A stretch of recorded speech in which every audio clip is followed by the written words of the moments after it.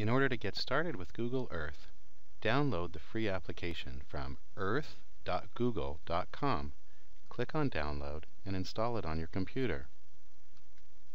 Using Google Earth activities within Active Classroom is a great way to introduce students to geographic concepts in the context of U.S. and world history as well as global studies.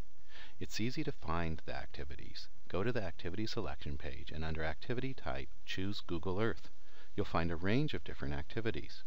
Let's look at this one on the Dust Bowl. The student instructions are clear, 5 points, and what they need to do. But before they get started, they should probably click on this Tips for Using Google Earth. These are clear instructions on how to get around in Google Earth and things like moving markers or using the polygon tool that they'll need in order to complete their activities. You can also print this out and use it as a handout. I like to begin with the answer key to give me an idea of what I'm going to expect students to do. Here's the answer key for the Dust Bowl activity. You can see that they're going to create a line here that goes from Chicago all the way out to California. That's Route 66. They've got cities identified along the way. You've got an area that's been identified, which is probably the intense area of the Dust Bowl. And this is what the completed work should look like. So that's a great place to start, just to give you an idea of what the final student outcome will be.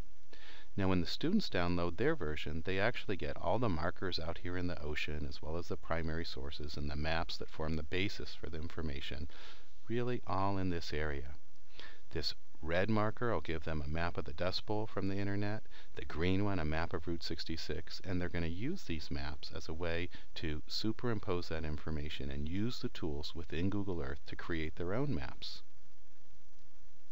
The blue markers are primary source references linked from the internet, and the students at the conclusion of all of the Google Earth activities need to do a DBQ-like response where they look at the primary sources, both written and visual, that are included in these blue markers, and they need to make an argument, pro or con, regarding the DBQ question. So these are great resources for the students to engage with and develop their primary and secondary source analysis skills.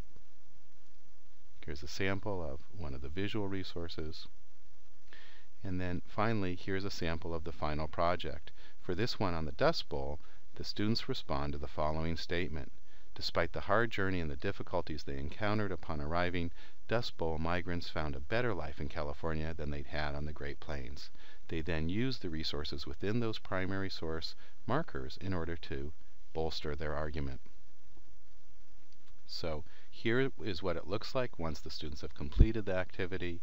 They've measured the distance between Oklahoma City and Los Angeles. They've used the polygon tool to identify the area of the Dust Bowl. They've traced out the route of Route 66, and they've interacted with a number of different primary sources in order to answer the DBQ question. In order for the students to submit their work, they can save place as, and then it saves it as a Google Earth file. The students can then go into their assignment area, choose the file, and upload it from their desktop. Here, a KMZ file.